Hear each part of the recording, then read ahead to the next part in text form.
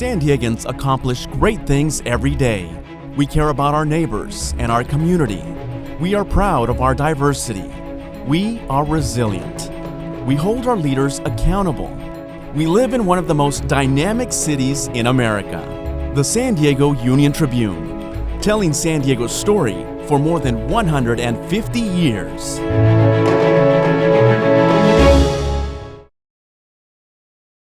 Hello, I'm Dr. Gail F. Baker, Vice President and Provost at the University of San Diego.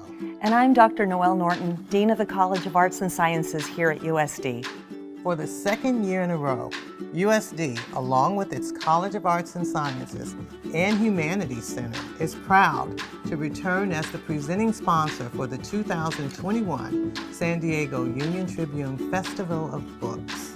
As a university deeply committed to the liberal arts, USD promotes a form of lifelong learning that ignites curiosity, builds critical connections across different ideas and topics by seeing them from unique perspectives. Our partnership with the Festival of Books enables all of us avid readers to come together as a community alongside renowned authors from all over the world and to dive deeply into imaginative stories and important themes. Yes, books do have the ability to open minds and hearts. On behalf of the University of San Diego, we thank you for joining us for today's program to explore the world of books with us. Enjoy the presentation.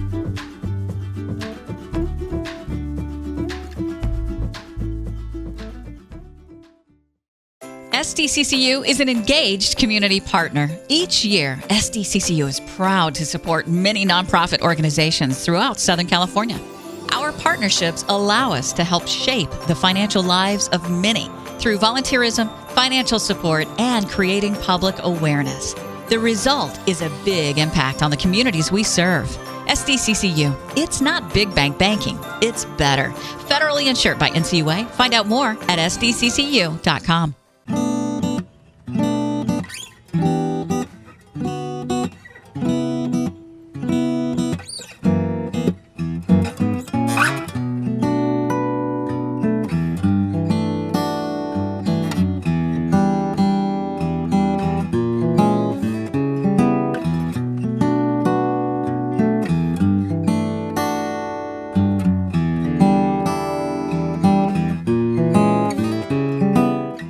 Welcome to the San Diego Union-Tribune Festival of Books. I'm Jade Hindmon, Midday Edition Co-Host. Thank you so much for joining us today. We've got two wonderful authors joining us today who both examine America's history with slavery and how that history is told in their new books. Annette Gordon-Reed is a Pulitzer Prize-winning author who wrote the book called On Juneteenth, where she shows how from the earliest presence of Black people in Texas to the day in Galveston, Texas on June 19, 1865, when Major General Gordon Granger announced the end of legalized slavery, African Americans played an important role in Texas history. Atlantic writer Clint Smith, whose New York Times best-selling book, How the Word is Passed, took his research across the country and even Africa to explore the legacy of slavery and the imprint it's had on centuries of American history. Welcome to you both. Glad to be here. Thanks so much. So a question to start off, what moved you all to write your books? Annette, I'll start with you. Well, my editor, Bob Weil at Live Right, has been after me to do a book about Texas for a very, very long time. And I was sitting here during the pandemic here in New York with no place to go other than taking a few trips out to Central Park West to get some exercise. And I thought about my parents. I thought about my hometown and I missed them. And I wanted to write something that could bring me closer to them. And that's how I decided to do this book, to do something short, not like the big book that my editor wanted, but something that would be short and personal. And Clint, how about you? Yeah, this largely began in May of 2017 when I was watching several Confederate statues come down in my hometown in New Orleans. So statues of Robert E. Lee, P.G.T. Beauregard, Jefferson Davis. And I was watching these statues come down via live stream in my home here in Maryland and thinking about what it meant that I grew up in a majority Black city in which there were more homages to enslavers than there were to enslaved people. And what does that mean? What does it mean to get to school? I had to go down Robert E. Lee Boulevard. To get to the grocery store, I had to go down Jefferson Davis Parkway. That my middle school was named after a leader of the Confederacy. That my parents still live on a street named after somebody who owned 150 enslaved people. And what are the implications of that? Because we know that symbols and iconography and names aren't just symbols. They are reflective of the stories that people tell. And those stories shape the narratives that communities carry. And those narratives shape public policy. And public policy shapes the material conditions of people's lives, which isn't to say that taking down a 60-foot tall statue of Robert E. Lee is going to erase the racial wealth gap. Of course not. But it is to say that these are all part of the same sort of ecosystem of ideas and stories that help us understand what has happened to certain communities and what has to be done to make amends for the harm that's been done. So I was thinking about all of that history in my hometown in New Orleans and wanted to explore that, and ultimately decided to sort of expand it out and think about how different places across the country are reckoning with or failing to reckon with their own relationships to the history of slavery. I mean, the stories that both of you all tell are personal to each of you. But I wonder, at what point in your life did you become aware of the connection between New Orleans and between Texas and the history and the relic of slavery that was all around you? Well, for me, I grew up in a small town in Texas, and I talk in the book about integrating our schools. This was 10 years after Brown, and our school district was still restricting that with something called a freedom of choice plan, where everybody was supposed to pick the schools of their racial, type, Black people in Black schools and white people in white schools. And my parents decided to send me to a Black school. So I had this experience of being the only Black child in this school. And then eventually, a few years later, the Supreme Court struck down the freedom of choice plan and everybody had to come together. But that moment, that period of time where I had to think as a 6-year-old, what is this? Why is this a big deal that I'm going to school with white kids? Where did this all start? So it started for me very early on, growing up in a place too, where when I went to the doctor, we had a separate waiting room. When we went to the movies, I sat in the balcony with my brothers. That kind of racial hierarchy, those racial rules were in place, and I accepted them all, obviously, as a little kid. But when I went to school and I saw that I could tell from the way people were acting, breaking a barrier, that's what put me on to this idea that something was really unique, something really powerful that was going on in a society that separated people that way. So from the very beginning, early on, I was forced by my circumstances to think about race and to think about where all of this stuff came from. And of course, being from the South, I knew about slavery from my grandparents and great-grandmother who lived till I was about 11. So all of this sort of put things together for me. The circumstances that I lived in connected me to a past. And Clint? Yeah, I mean, so much of this book was animated by attempting to fill in the gaps of a history that I didn't know in my own childhood, right? This book is, as opposed to a book like Annette's, it is not written by somebody who began this project as an expert on the history of slavery. The book is largely a 4-year journey in an effort to better understand something that I realized I didn't understand in any way that was commensurate with the actual impact that it had on this country. And so part of what I wanted to do was go to these places to try to explore and make sense of how they were telling the story of their relationship to the history of slavery, and what are the different mechanisms by which history can be told. Because you have a book like The Heavings of Monticello, that transformed, for those who don't know, which is Annette's, one of Annette's books, and a book that was transformative for me in my understanding of who Thomas Jefferson was and who the enslaved people that lived alongside him, who they were. And so for me, I was thinking, well, what would it look like to take this scholarship and then go to Monticello and think about like what it feels like to be on that land? Who are the people who are taking in that scholarship and telling the story of that land? Who are the guides? Who are the docents? Who are the public historians? And in what ways are all these things in conversation with one another to create a sort of dynamic experience for people who might go to Monticello but might not pick up a book about Monticello? And what can be done in the course of 45 or 60 minutes to share that history and convey that history to people who might not encounter it in other ways.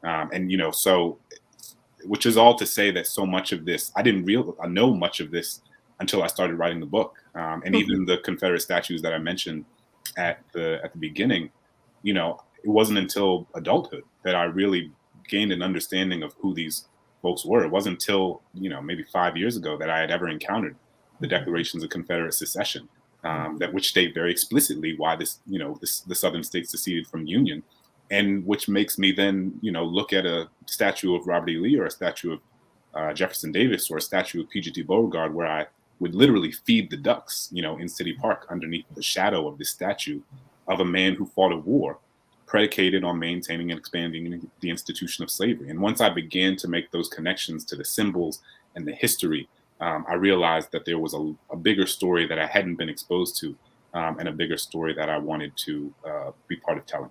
Well, that's a really important thing about, if I may, about Clint's book. And he's talking about Monticello, and he meant this point about people going there, what kind of people go there and what kind of people work there. You know, Monticello is a plantation, and people don't think of it that way, but you think of all the school children who go up there, the visitors, hundreds of thousands of people go there. This may be their only connection to something having to do intimately with slavery. And so he's talking about how they tell that story and how important that is, because it's sort of a focus point for so many people and who otherwise would not have any kind of connection or, you know, to slavery at all, besides reading a book. And this is a way of getting that information without doing that. But it's something that people don't think about, because they think of Monticello and Jefferson without thinking about the fact that it's a plantation, and people have to bring that alive for folks. I mean, what do you all think it does to the psyche of the people who live within these communities to see these statues, and to hear these stories? I mean, and to still have these relics sort of celebrated within communities? Well, it's certainly having a statue of Robert E. Lee or any kind of Confederate soldier on the courthouse square, the place where you're supposed to be getting justice, was meant to send a message. And the message is, we're in control and you're not. And don't expect the kind of justice that what you define as justice, to take place here. It's diminishing to people when you find out who these people are, and to think about it and actually think about it. It's sending a message, and that's what they were intended to do. Yeah, and I think that part of what's fascinating about the Black Lives Matter movement in the past several years is that and especially we've seen it over the course of the past year, but there's been an explicit connection that activists and organizers have made between the symbols of white supremacy and the policy manifestations of white supremacy, and recognizing, kind of as I said before, that they are not things that are wholly separate, right? They are deeply entangled in one another, and that, you know, the putting up a statue of certain people in certain places, they are not benign interventions. Like, these are very specific decisions that are made in order to send a very specific message. I mean, just recently, the bust of Nathan Bedford Forrest was taken out of the state capitol of Tennessee, and Nathan Bedford Forrest, he was the first Grand Wizard of the Ku Klux Klan, a Confederate general, someone who slaughtered hundreds of Black troops during the Civil War, and they put a bust of him in the state of Tennessee, in the Capitol, not in 1878, but in 1978, right? So this was a very intentional move, and this was, you know, the decision to put up a bust of this person almost in 1980 is a person who, in many ways, sort of personifies white supremacy more effectively than maybe any other American historical figure. Is a very intentional decision, and as Annette said, one that is meant to send a specific message about who has power, who doesn't, and what the demarcations of that power look like. Yeah, well, Justice Holmes, Oliver Wendell Holmes, said we live by symbols. You know, this idea that symbols aren't important, it's just symbolic. No, these things are real. And having lost the war, the only thing that they could do was to sort of take control of the narrative, of the sort of cultural space in that area, the places they could control and put up statues like that. But it's amazing to think of Forrest going up so recently, and what that message is sending to African American people and to the society in general, of defiance. We lost, but we'll never give up. And speaking of controlling the narrative, Annette, I'm really curious, and from both of you, in Texas, for example, there's legislation moving to ban the teaching of this type of history. What are your thoughts on that? I mean, you all wrote these books to sort of be a primary document and to provide information that's been omitted from so many history books. What's your thought on this large debate that is happening and this sort of work that's being done to repress this type of history from being taught in schools? Well, it's sad. It's saddening. It's alarming. All of the things that you would think that people don't want students to know the truth. This is not about a matter of interpretation. If we're talking about Texas, the Texas Republic, which we are taught to revere growing up in Texas, we take history in the 4th grade and the 7th grade, Texas history in the 4th grade and the 7th grade. You could take it again as an elective in high school, and in some colleges require taking Texas history before you could graduate. So the idea that you couldn't talk about the fact that the Constitution of the Republic of Texas explicitly protects slavery, explicitly says that African American people can't become citizens of Texas, that they can't live there without the permission of the government. I mean, that's in the documents. This is not me interpreting this. It's flatly there. The United States Constitution tries to hide it by talking about persons held to service, but the Texas Constitution is explicit. So the idea that you can't say that because it will make, and what they're really concerned about is white children. And they say this, we don't want to make white children feel bad, which is another way of saying you don't care about the feelings of Black children. So I couldn't in school talk about the fact that my great-great-grandmother was born in slavery, right? Because that will, and the people who enslaved her were white. So therefore my white classmates would feel bad. So we have to keep that information out. It's just preposterous. And I have a feeling, well, I don't know what this present day Supreme Court will do, but some of these provisions are obviously unconstitutional and will be challenged. But just the idea that people think that this is appropriate, that keeping things from children is a way to make them love Texas or love America is just a shallow definition of love. It's a shallow definition of what history is supposed to be about. So, I think that this is alarming stuff. Yeah, and I'd add that I think part of the insidiousness of white supremacy is that it attempts to turn empirical statements into ideological ones. Right. Mm-hmm. So if I say that the Confederacy was a treasonous territory that raised an army predicated on maintaining and expanding the institution of slavery, according to the state of Texas, in some classrooms, that would be considered me attempting to indoctrinate students with my ideological beliefs or my political sensibilities, when it in fact is just reflective of what is embedded in the primary source documents. As has been discussed, in the Declarations of Confederate Secession, they said it for themselves. A state like Mississippi said quite explicitly in 1861, our position is thoroughly aligned with the institution of slavery, the greatest material interest in the world.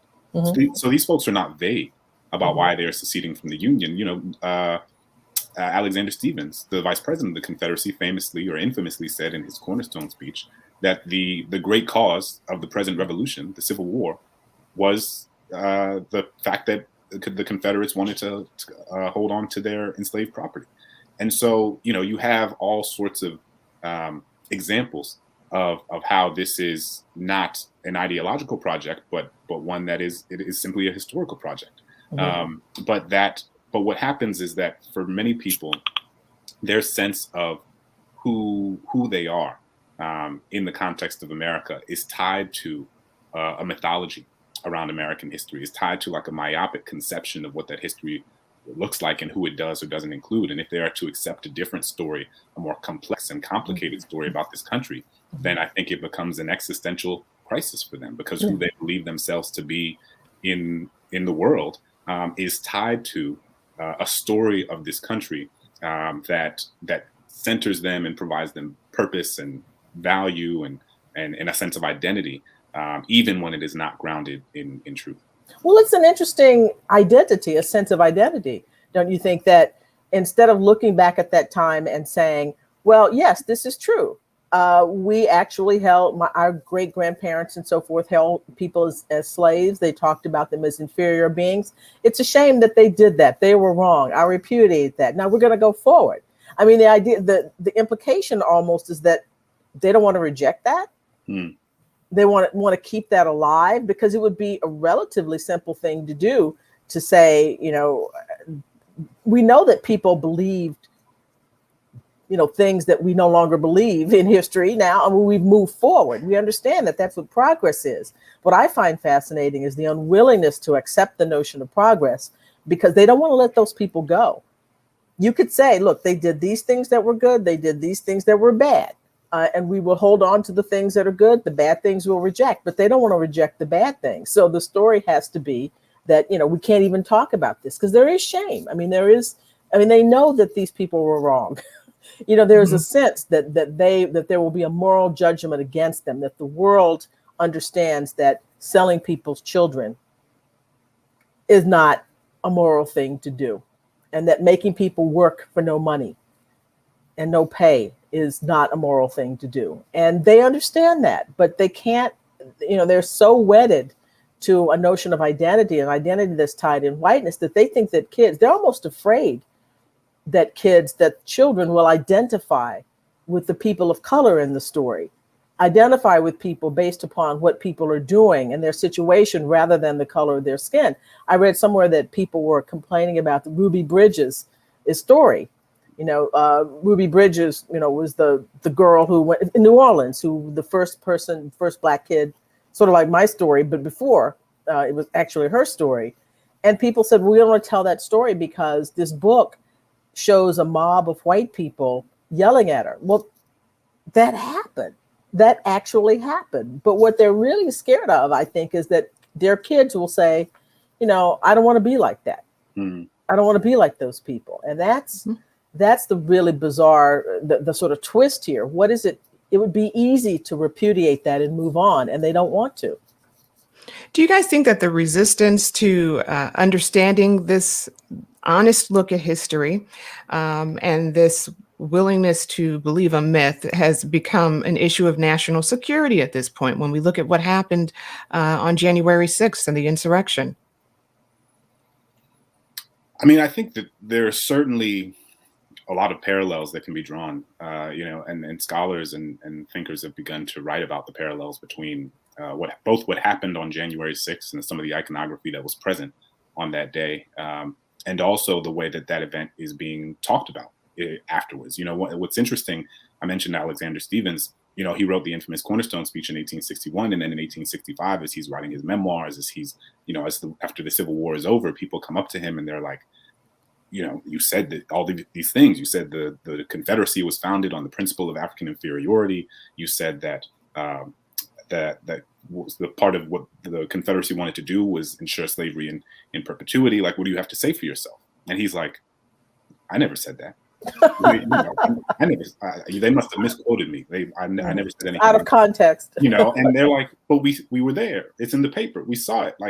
And part of what we see now is people who are trying to tell us that we did not see what we saw, and that what transpired wasn't actually a violent mob breaking windows with the hopes of killing members of Congress or members of the administration, but was in fact, we right now, not even 7 months later, have people who are saying that it was, I think there was a Republican congressman who said it was like any other tour. Like a tour. I don't, yeah.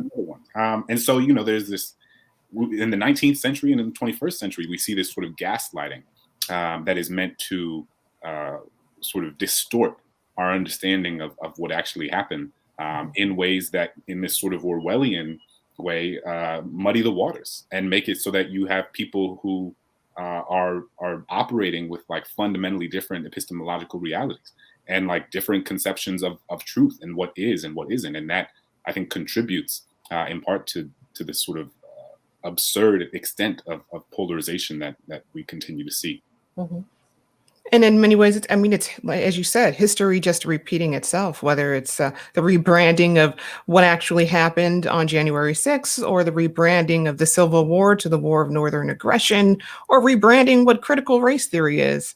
It's something that it's repeated, and it happens over and over again. Mhm. And it's Yeah. really tough in this time because of social media, and everybody's their own journalist in a way. Everybody can have, as Clint is saying, everybody could have their store of information, their store of evidence, their store of facts, to bolster whatever position that they want to believe. But it's just, that's been the thing that's been astonishing to me, to see people look at the film, the videos from that, with people breaking windows, running into the Capitol. If you've ever been to Washington, if certainly kids who've gone to Washington on tours know that you have to line up and that there's a process or whatever. And to see this going on in a building that is as close to a sacred as a secular built thing could be, is that people will try to pass this off as if it were nothing. And again, the other thing about people also understand that if these were Black people doing this, storming the Capitol in that way, there would have been carnage, absolute carnage. So even doing that, it reinforces white supremacy in the way that they were treated, the way that they were able to get away with doing that, or thinking that they had, and are surprised that anybody's saying anything to them at all about it, that they get arrested when you break a window and go running through the Capitol and occupy people's offices. And it's like, whoa, why can't I do this? And Black people would be killed if they did that kind of thing. Right. And when you put your research into present day context, I'm curious to know from both of you what your emotional journey was like in your research and in reflecting to tell these stories. For me, it was, as I said, this book was a sort of 4-year journey of attempting to teach myself all of the things that I wish I had learned, when I was in American history class. In many ways, people sometimes ask about the audience for this book. And the audience is really like a 15-year-old Clint. The audience is me trying to fill in the gaps for a kid who grew up feeling a sort of social and intellectual paralysis, being inundated with messages, in New Orleans, that we were the murder capital of the nation, or incarcerated more people per capita than China, Iran, and Russia. That the projects were this emblem of everything that was wrong, and it would be sometimes explicit, sometimes implicit, but like everything that was wrong with Black America, and these suggestions about all of the things that Black people were doing wrong, given that the New Orleans was a majority Black city. And I remember knowing that it was wrong, but not knowing how to say it. Right? And not having the language or the toolkit or the framework with which to understand why my city and why this country looked the way that it did. And so part of understanding that is more effectively understanding the history of slavery. This institution that existed for a century longer in this country, or the British colonies that would become this country, and it hasn't. And so for me, it was a really emancipatory and liberating experience. I think the more time I spent with this, historians who have been studying this work for decades, and the more time I spent at these sites, and the more time I spent in conversation with people who are the descendants of people who were held in these sites, I gained a clearer understanding of who this country is. And I think I'm able to look at it with clearer eyes. And the thing about learning more about American history is that the more you learn, the less this country is able to lie to you anymore. And so I'm grateful for the journey. I almost didn't want it to stop, but I had a contract I had to fulfill. So I had to turn the book in, but it could have, this book is about 8 places, but it could have been about 100,008. There's so many places across this country that have really remarkable stories to tell us about why our country looks the way that it does today. Well, for me, I typically write history in a much more detached way. I don't put myself into the story. Maybe in the introduction, I might mention myself, but the work is about other people. This was different because I'm writing about myself. I'm telling the story of the history of Texas using my family. My mother's side of the family goes back in Texas to the 1820s, and my father's side in the 1860s, at least, the 1860s. And most of my family's there. We don't have family all over the country. We're all pretty much, when they left the small towns in Texas, they went to Houston or they went to Dallas. So I have a family that's situated in this place. I'm the outlier, having left Texas to go northeast. It was very emotional for me because, as I was saying before, one of the reasons I wrote it is that I was missing my parents here in the middle of the pandemic, thinking about how they would have handled this very, very strange situation that we were all in, not just in this country, but all over the world, that a virus was teaching us a lesson about who's boss here. The viruses and bacteria have a way of doing that, and thinking about how they would have handled this, and wanting to be in touch with them. So it was deeply emotional for me. While I was here in the apartment, I was sort of cleaning out boxes, and I found an essay that I had written many years ago that could have been basically the first essay, the second essay in the book about my town, a Texas town. And it was pretty much the same. I think this one was better than it was then, but this whole question about integrating the school and how intense that was, what a moment that was for me as a 6-year-old, has been in the back of my mind for a very, very long time. And this was an opportunity from that story, to open up and to think about, why did that happen? Where was this place where this happened? This happened within the context, particular cultural context. What was that context? And it was a thing that was set by race, which was set by slavery in Texas. So that story, the story of my integrating Anderson Elementary School, opened up a whole vista to talk about Texas, to talk about slavery, to talk about misunderstandings about Texas, and all of the things, to give people sort of a template or a way of looking at this place that is very much America, in the sense that it has, it's always been diverse. It's not like a place that had to become diverse over the time. It started out that way. So this was a deeply emotional thing for me, and it gave me a chance to do the kind of writing that when I was growing up thinking I wanted to be a writer, this is the kind of writing that I wanted to do. And so it was emotional, sad in some ways, but also joyful to be able to find out things about my family that I didn't know from Ancestry.com, my great-great-grandfather's voter registration in 1867, things that I didn't know about. So it was illuminating for me too. Well, I sure appreciate you both sharing with us today. Annette Gordon Reed on Juneteenth. You can see it there. And How the Word is Passed by Clint Smith. I really appreciate you all sharing these stories. It's a story about the legacy of slavery, but also an incredible story of resiliency as well. You can also purchase these books, if you're watching this, from our indie bookseller partners at bookshop.org/shop/SDFOB. That's San Diego Festival of Books. Please consider supporting the San Diego Council on Literacy by visiting literacysandiego.org. And you can contribute to join us for a full program of authors panels, exciting demonstrations, and live entertainment streamed entirely online. And all videos, of course, will be available at sdfestivalofbooks.com.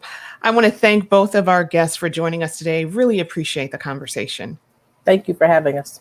Thanks so much. And I'm Jade Hindmon, KPBS Midday Edition Co-Host. Thank you all for tuning in.